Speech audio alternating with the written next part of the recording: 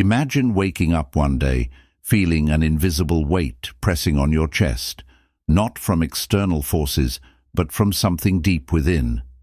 A feeling of unease, uncertainty, a strange discomfort that seems to emerge from the very depths of your existence.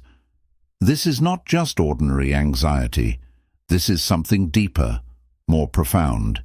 It is the existential anxiety that Søren Kierkegaard, one of the most influential thinkers of the 19th century, dedicated his life to understanding.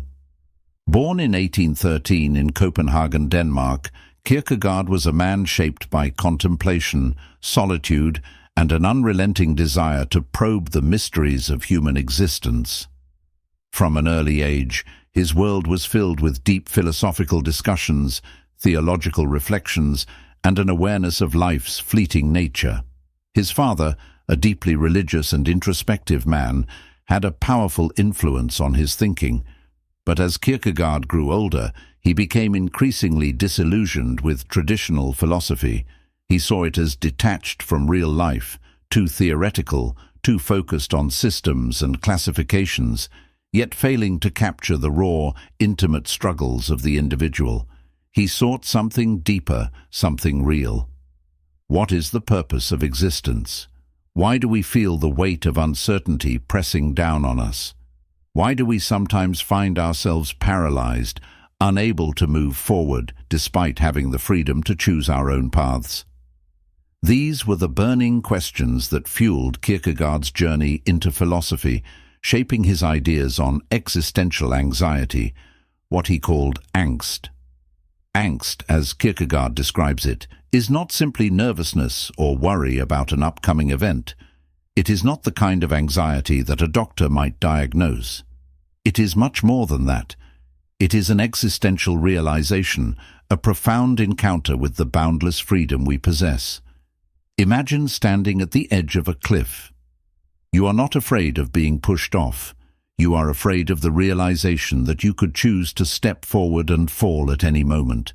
That sense of vertigo, of limitless possibility, is at the heart of existential anxiety. From the moment we are born, we are thrust into a world we did not choose, surrounded by expectations, traditions, and societal norms. And yet, beneath all of this, there exists a terrifying truth. We are free. Free to make choices, to shape our own reality, to define the course of our lives. This sounds empowering, but with freedom comes an overwhelming burden, responsibility. Every decision we make carries consequences, shaping not just the present but the future as well. And this awareness of our own freedom, of the infinite paths we could take, often leads to paralysis. We hesitate, we overthink, we question whether we are making the right choices. This is angst. Kierkegaard saw this existential anxiety as an unavoidable part of human life. It is not something that can be escaped, nor should it be ignored. Instead, he believed it should be embraced as a gateway to self-discovery. Why? Because angst forces us to confront the reality of our existence. It demands that we take responsibility for our choices, that we stop searching for external validation and instead look inward for meaning. But how does one deal with angst? How do we navigate a world that offers no absolute certainty, no fixed answers, only endless questions and possibilities? For Kierkegaard, the answer lies in passion. Not just any passion, but a passion that is deeply personal, rooted in what he called subjective truth. Subjective truth is different from objective truth. Objective truth is what we can measure, what can be proven, what exists independently of our individual experience. But Kierkegaard argued that when it comes to living a meaningful life, objective truth is not enough. What truly matters is what resonates within us on the deepest level, what we believe in so strongly that it shapes our very being. This is subjective truth. Consider this. Imagine two people standing side by side. One person has studied all the facts about love. They understand its psychology, its chemical reactions in the brain. They can analyze it scientifically. The other person, however, has experienced love firsthand. They have felt it, lived it, and suffered through its joys and heartbreaks. Who understands love more deeply? For Kierkegaard, true understanding comes not from detached analysis, but from lived experience. And so, he urges us to seek out our own subjective truth, to find that one thing that matters so deeply to us that we would live and die for it. But finding subjective truth is not easy.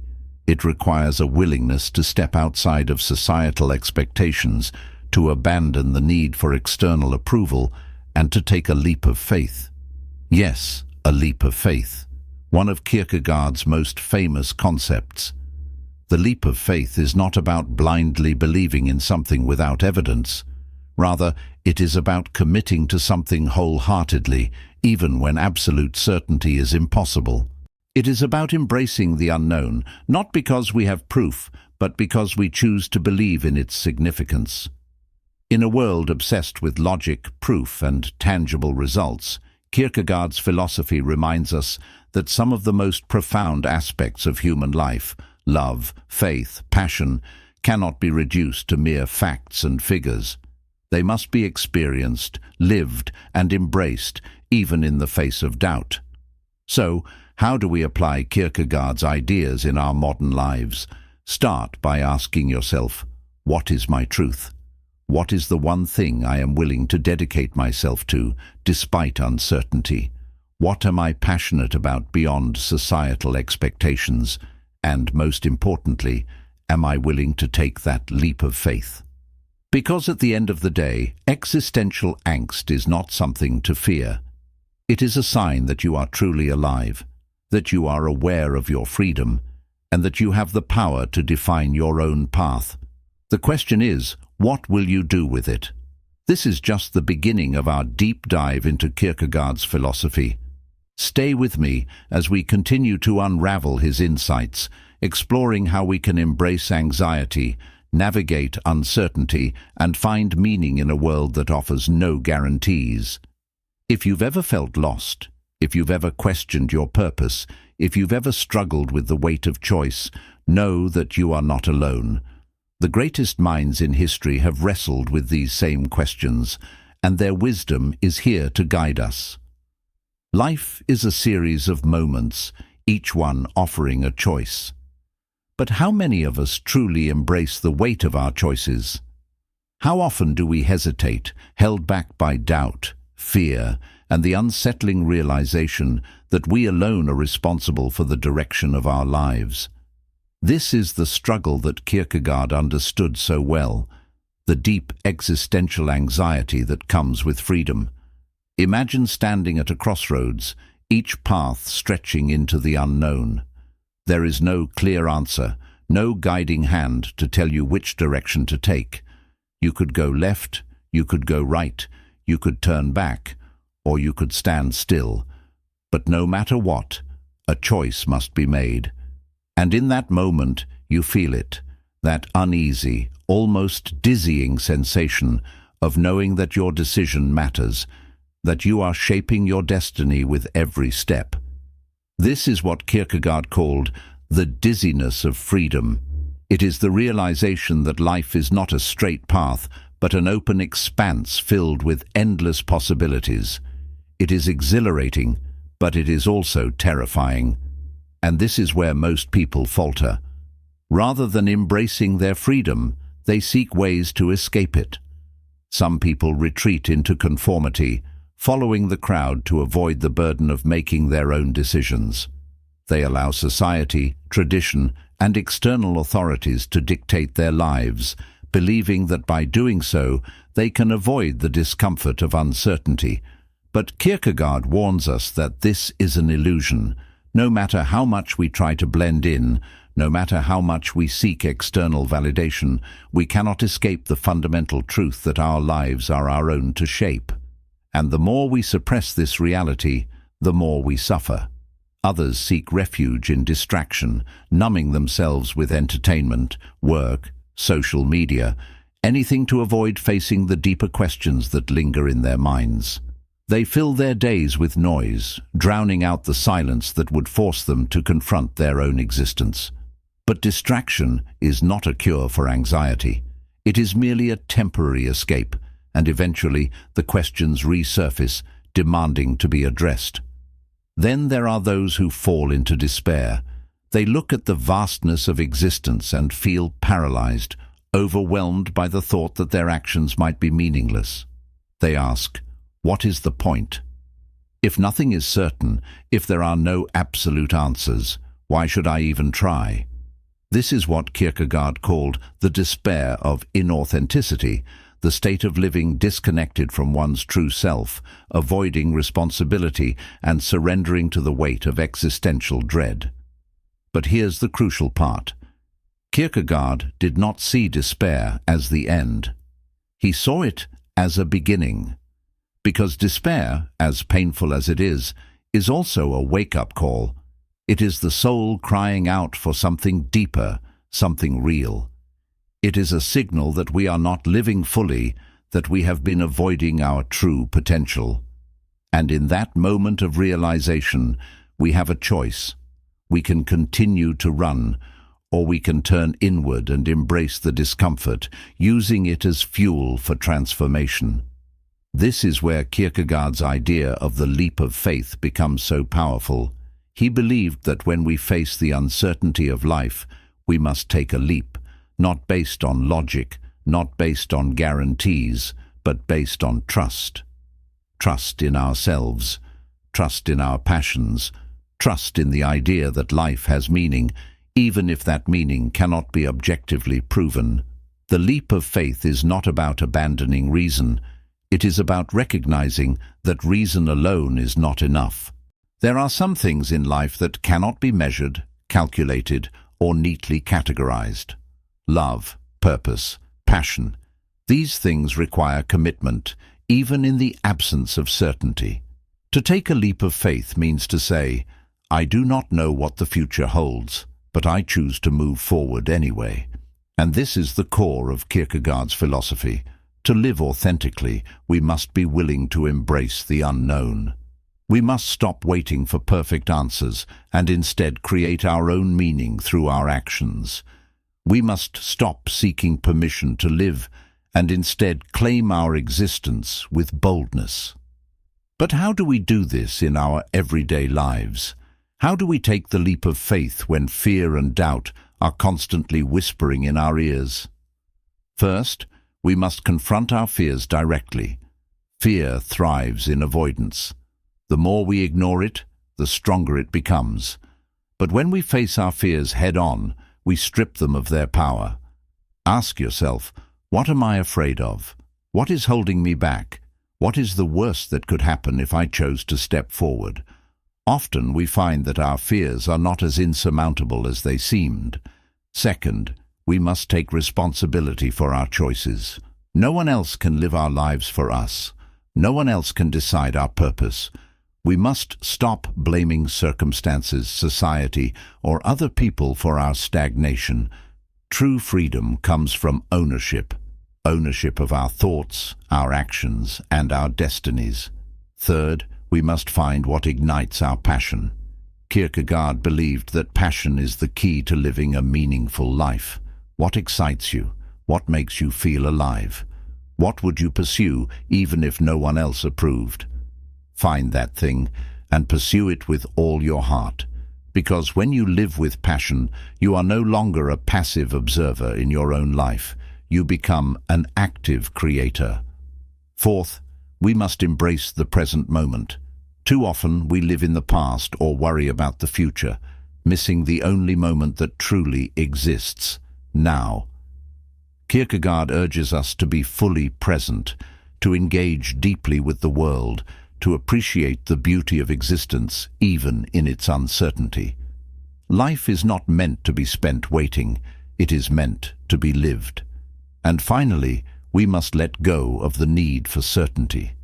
There are no guarantees in life, there are no absolute answers, and that is okay. The beauty of existence lies in its mystery, in its unpredictability. Instead of fearing the unknown, we must learn to dance with it, to welcome it as an essential part of our journey, because at the end of the day, life is not about having all the answers. It is about having the courage to ask the questions. It is about standing at the edge of the unknown and stepping forward anyway.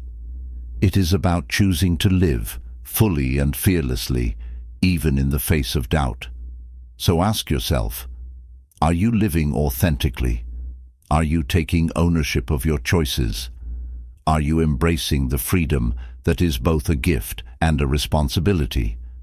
Or are you waiting for certainty, waiting for approval, waiting for the perfect moment that may never come? Kierkegaard's message is clear. Stop waiting, start living, take the leap. There is still so much more to uncover, so many more insights that can help us navigate the chaos of existence and find meaning in the madness. Stay with me for the next chapter, where we dive even deeper into Kierkegaard's radical ideas on faith, purpose, and the ultimate challenge of living a life true to oneself. Life is a paradox. We seek freedom, yet we fear it. We crave meaning, yet we drown in distractions. We long for certainty, yet we live in a world that offers none. This paradox, this tension, is what makes existence so profoundly difficult, and yet so beautifully rich. Søren Kierkegaard understood this deeply. He saw that human beings are caught between two forces, the desire for security and the call to adventure. Most of us want to feel safe, to know that our choices will lead to predictable, comfortable outcomes. But at the same time, there is something within us that resists this safety, something that urges us to take risks, to break free from routine, to embrace the unknown. This is the tension between what Kierkegaard called the aesthetic life and the ethical life. The aesthetic life is a life of pleasure, of ease, of surface-level happiness. It is the life of entertainment, of indulgence, of avoiding responsibility. It is the life of seeking external validation, of chasing success, status, and approval from others. It is the life of distractions, of scrolling endlessly through social media, of watching hours of television, of filling every quiet moment with noise so that we never have to be alone with our thoughts. Does this sound familiar? It should, because this is the life that modern society encourages. We are told that happiness is about consumption, about comfort, about avoiding pain at all costs. We are taught to numb our anxiety rather than confront it. We are given endless choices, but few real opportunities to find meaning. But here's the problem. The aesthetic life, as tempting as it may be, always leads to despair. Why? Because it is empty, it is shallow. It does not challenge us, it does not force us to grow, it does not push us to confront the deeper truths of our existence. And deep down, we know this. That is why so many people, despite having everything they thought they wanted, still feel a lingering sense of dissatisfaction, a quiet but persistent feeling that something is missing. Kierkegaard saw this in his own time, and his insight is even more relevant today. The more we seek happiness in pleasure alone, the more restless and anxious we become. The more we try to avoid responsibility, the more powerless we feel. The more we chase external success, the more we realize that true fulfillment cannot be found outside of ourselves. And so Kierkegaard calls us to something greater, the ethical life. The ethical life is not about comfort. It is about responsibility.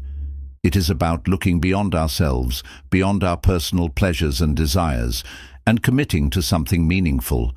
It is about making choices that align with our deepest values, even when those choices are difficult.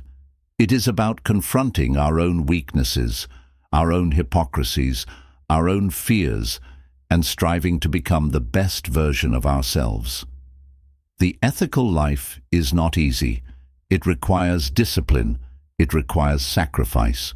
It requires the courage to stand alone, to go against the crowd, to make decisions based not on what is convenient, but on what is right.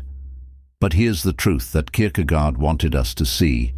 The ethical life is the only life that leads to true fulfillment, because it is only when we take responsibility for our lives that we feel a sense of agency, a sense of purpose. It is only when we stop running from our fears and start facing them that we begin to understand what we are truly capable of. It is only when we stop chasing distractions and start embracing meaning that we begin to feel truly alive. And yet, Kierkegaard did not stop there.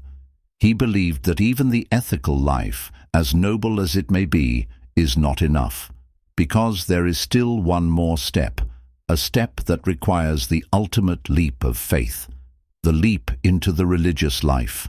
Now, before you dismiss this as mere theology, understand what Kierkegaard meant by religion. He was not talking about blind faith in dogma. He was not advocating for unquestioning obedience to institutions or traditions. No, what he meant by the religious life was something much deeper, much more personal. For Kierkegaard, the religious life is about surrender, not surrender in the sense of giving up, but surrender in the sense of letting go of the illusion of control. It is about embracing the unknown fully, without fear.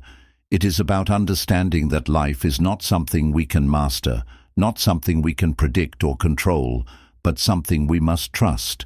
This is why he speaks of the knight of faith, the individual who, despite all uncertainty, moves forward with confidence.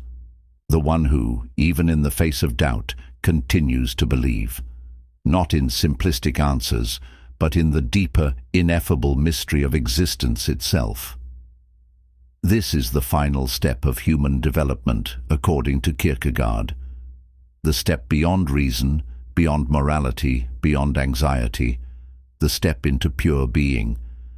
And it is the hardest step of all, because it requires us to accept that we do not have all the answers.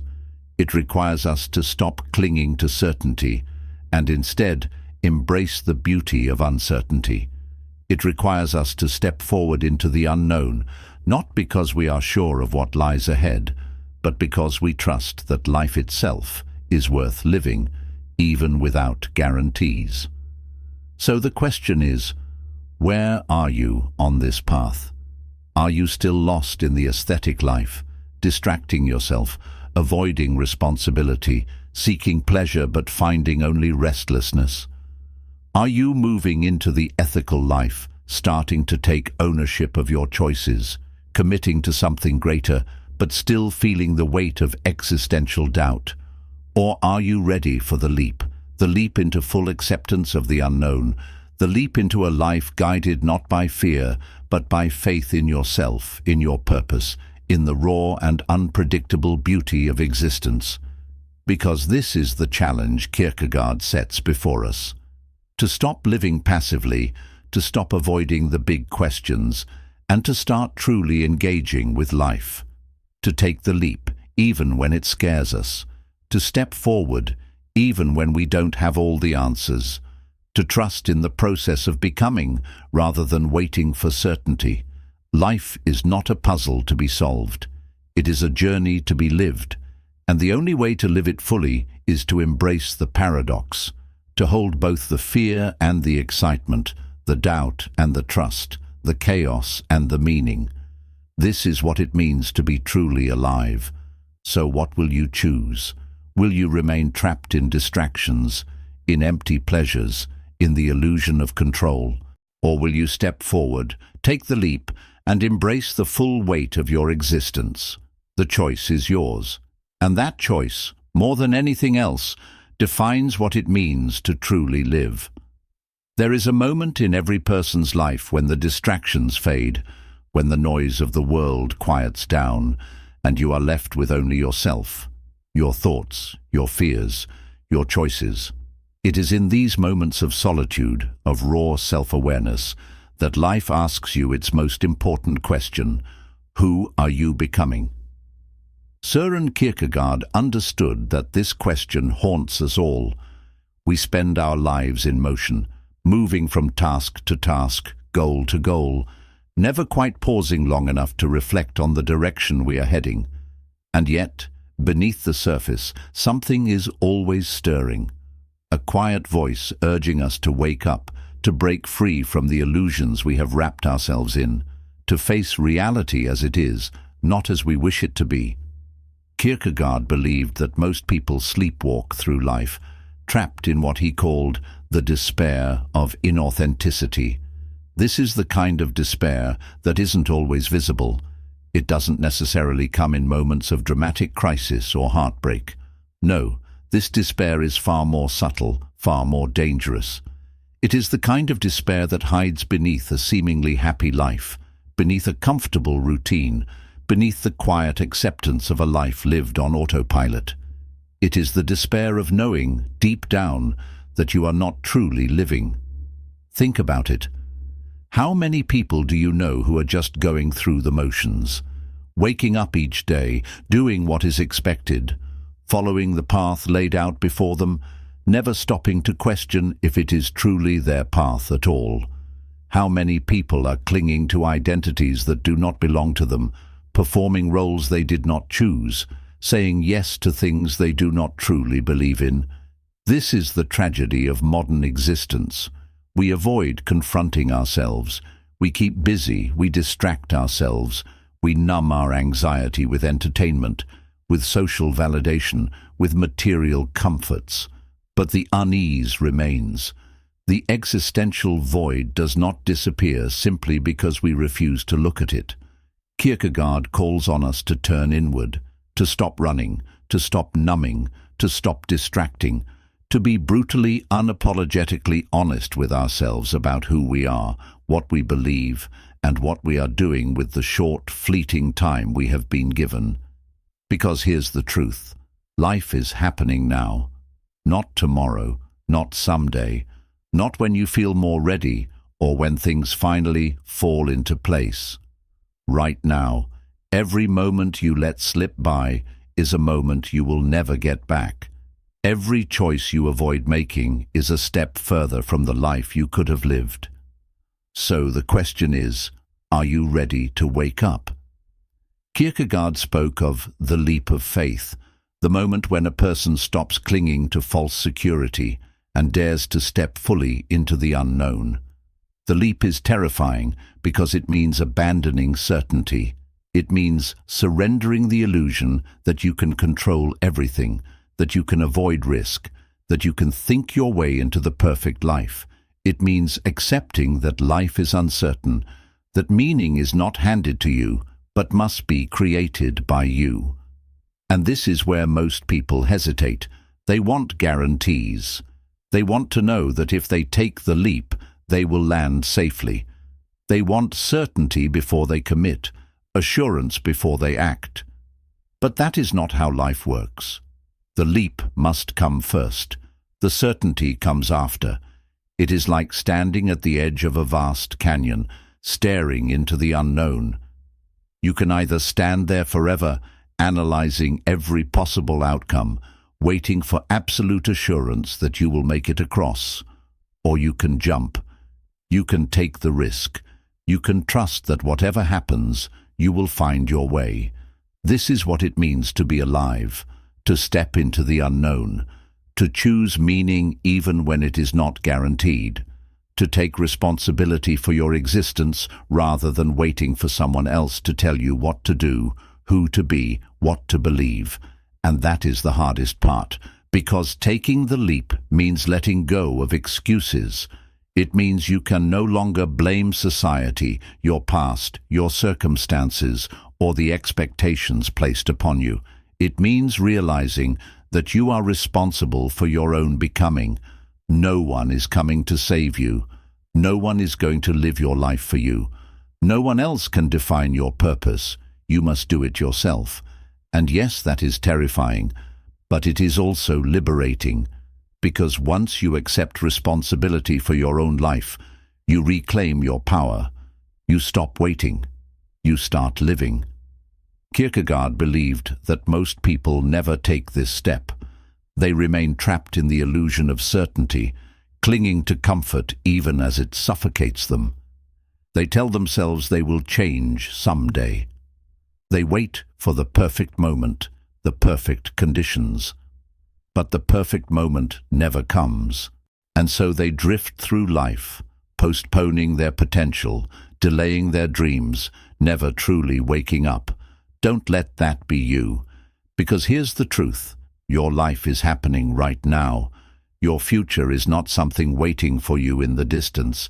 It is being shaped this very moment, in the choices you make today, in the risks you take, in the fears you face, in the courage you summon. You are writing your story with every passing second. So ask yourself, what kind of life are you building? Are you creating something real, something meaningful, something true? Or are you simply playing a role, reciting a script, following a path that was never truly yours? Kierkegaard reminds us that the only way to find meaning is to create it. The only way to live authentically is to take full ownership of your existence, to stop waiting for the right time, to stop looking for permission, to stop letting fear dictate your choices. So take the leap, not because it is easy, but because it is the only way to truly live. Not because you have all the answers, but because you are ready to start seeking them for yourself. Not because you are guaranteed success, but because even failure is better than a life of regret. Kierkegaard's message is clear. The greatest risk is not taking one at all. The greatest tragedy is not failure, but never daring to try. The greatest despair is not losing, but never truly playing the game of life. So stop waiting, start living, take the leap, and never look back.